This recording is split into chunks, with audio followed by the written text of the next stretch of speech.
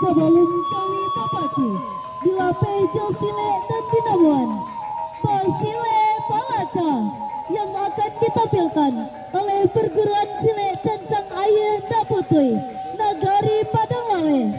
Selamat menyaksikan.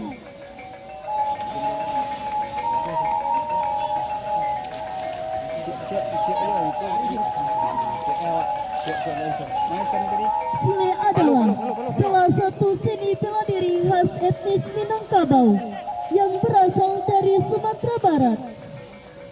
Sile pada mulanya berfungsi sebagai antisipasi pertahanan diri masyarakat Minangkabau untuk menjaga nagari dari ancaman musuh yang bisa datang sewaktu-waktu.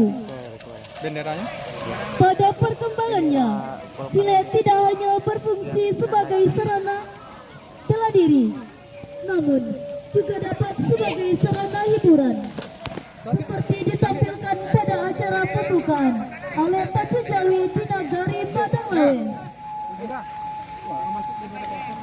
Sile sudah ada di Nagari Padang Lawe sejak zaman dahulu, kemudian berkembang sampai saat sekarang ini di bawah naungan perguruan silat Cancang Ayah Daputui dengan pengurus inti Ketua Febri Dato Barabanso, Sekretaris Rizky Dato Masuk